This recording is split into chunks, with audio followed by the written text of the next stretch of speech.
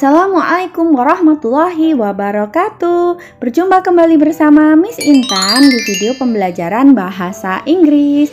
Di video pembelajaran kali ini kita akan membahas satu kalimat yang sudah kita pelajari macam-macam kosakatanya di video-video sebelumnya yaitu simple present tense. Apa itu simple present tense? Simple present tense adalah tenses yang digunakan ketika suatu kejadian sedang terjadi atau kejadian yang berlangsung berulang kali. Kebiasaan. Tenses ini merupakan tenses yang paling sering digunakan dalam bahasa Inggris. Rumusnya, untuk membentuk kalimat simple present tense, biasanya digunakan kata kerja bentuk dasar atau verb one, kecuali untuk kata ganti orang ketiga. Kata ganti orang ketiga menggunakan verb one ditambah s atau es, seperti ditunjukkan pada contoh di bawah ini. Ini subjek I, you, we, they, verbnya watch, objeknya television. Nah, kita baca I atau you atau they atau we watch television in the living room. Kalau subjeknya she, he, it salah satu watches television in the living room. Nah, jadi untuk subjek I, you, they, we, verbnya verb one tanpa tambahan apapun, yaitu di situ verbnya watch. Kalau subjeknya she, he, it, verbnya ditambah es, watches, karena itu verbnya berakhiran ch, watch ch kan, kalau ch ditambah es. Nah, mau tahu verb apa aja yang ditambah es? Simak baik-baik ya. Bentuk spelling atau kata kerja pada subjek orang ketiga she, he, it tergantung dari akhiran kata kerja verb tersebut. Untuk kata kerja yang berakhiran o, ch, sh, x atau z, tambahannya es. Ini dia contohnya Go, goes. Catch menjadi catches. Wash, washes. Kiss, kisses. Box, boxes. Fix, fixes. Nah, untuk kata kerja yang berakhiran konsonan ditambah y, konsonan ditambah y, hilangkan y-nya, dan tambahannya nggak cuma es tapi ies. Contohnya ini verb carry. Nah, itu kan R dan belakangnya Y. Huruf konsonan ditambah Y, maka Y-nya dihilangkan diganti IES. Carry jadi carries. Study jadi studies. Worry, worries. Marry, marries. Sedangkan untuk kata kerja yang berakhiran vokal Y, langsung Y berakhiran vokal. Kalau tadi berakhiran konsonannya, ini berakhiran vokal dan belakangnya y, cukup ditambahkan s saja. Langsung buy jadi buys, play, plays, say, says, enjoy, enjoys. Nah, diingat-ingat yang tadi kalau berakhiran konsonan tambah y, y-nya dihilangkan, tambahannya ies. Sedangkan kalau huruf vokal ditambah y, by, buy, langsung ditambah s belakangnya, buys. Seperti itu Langsung di contoh penggunaan kalimat Contoh penggunaan dalam kalimat simple present tense. 1. Untuk menunjukkan kejadian berulang. Contoh, George sleeps 8 hours every night. George tidur 8 jam setiap malam.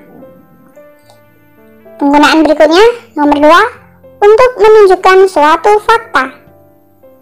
Indonesia has 34 provinces from Sabang to Merauke. Indonesia mempunyai 4 provinsi dari Sabang sampai Merauke. Nah, fakta itu. Contoh yang ketiga, untuk menunjukkan suatu kebiasaan atau habit. John takes a bath twice a day. John mandi 2 kali sehari. Nah, itu dia contoh penggunaan kalimat simple present tense untuk menunjukkan kejadian yang berulang, untuk menunjukkan suatu fakta, dan untuk menunjukkan suatu kebiasaan. Langsung saja kita bahas macam-macam kalimat simple present tense. Ada 3 ya macam-macam kalimat simple present tense. Yang pertama kalimat positif, yang kedua kalimat negatif, dan yang ketiga kalimat pertanyaan. Siap untuk membahas 3 macam kalimat ini? Yuk kita bahas yang pertama, macam-macam kalimat simple present tense. Kalimat positif, positive sentence of simple present tense. Rumusnya subject, verb 1, object. Contoh, subjeknya I, verbnya read, objeknya Harry Potter books. Nah, kita baca ya. Every day, di situ adverb ya, kata keterangan. I read Harry Potter books every day. Aku membaca buku Harry Potter setiap hari. Di situ subjeknya I. Jadi, verbnya tidak diberi tambahan S atau ES. Tadi subjek apa aja selain I? Ya, that's good. Subjeknya selain I yaitu you, we, they. Itu verbnya verb 1, tidak ditambahi S ataupun ES. Sekarang itu ya, subjek she. She watches new movies every Sunday. Subjeknya she. Verbnya apa itu? Watches ya, ditambahi ES ya karena berakhiran CH. New movies, object every Sunday, adverb. She watches new movies every Sunday. Subject, verb 1-nya ditambah ES, objeknya new movies every Sunday, adverb. Mudah kan? Nah, jadi untuk kalimat positif seperti itu ya. Rumusnya diingat-ingat. Dan subjek, verb, objek, adverb ini sudah kita pelajari one by one, satu persatu dari video-video sebelumnya ya. Untuk yang masih belum tahu apa itu subjek, apa itu verb, apa itu objek, apa itu adverb, silakan disimak video Miss Intan yang lalu-lalu, yang sebelumnya, oke? Next, kita lanjut di kalimat negatif. Negative sentence of simple present tense. Untuk membentuk kalimat simple present tense negatif, menggunakan tambahan do not disingkat don't atau does not disingkat doesn't sebelum kata kerja. Jadi sebelum kata kerja ada tambahannya itu ya. Do not atau does not artinya tidak. Ingat-ingat karena kalimat negatif artinya do not atau does not yaitu tidak. Rumusnya langsung. Subject plus do atau does plus not plus verb 1 plus objek. Verbnya verb 1 ya, tidak ada tambahan S ataupun ES karena di situ tambahannya sudah ada does di situ. Contoh, they do not read Harry Potter books every day. Sekali lagi, they do not read Harry Potter books every day. Mereka tidak membaca buku Harry Potter setiap hari. Jadi do not di situ artinya tidak. Contoh berikutnya yang menggunakan does. She does not watch new movies every Sunday. Dia tidak menonton film-film terbaru setiap minggu. Perhatikan untuk subjek bentuk ketiga, he, she, it. Setelah does not, bentuk verb tidak ditambah S atau ES. Sekali lagi seperti yang sudah Miss Intan bilang tadi, karena sudah ada does not, verbnya tetap verb 1, tidak ditambah S ataupun ES. Any questions? Ada yang mau ditanyakan? Silahkan bertanya di kolom komentar ya, kalau ada yang mau bertanya. Nah, yang terakhir, kalimat pertanyaan atau interrogative sentence of simple present tense. Untuk membentuk kalimat interrogative atau kalimat pertanyaan menggunakan tambahan do atau does di depan kalimat. Perhatikan letaknya ya. Rumus do atau does plus subject plus verb 1 plus object plus tanda tanyanya jangan lupa ya.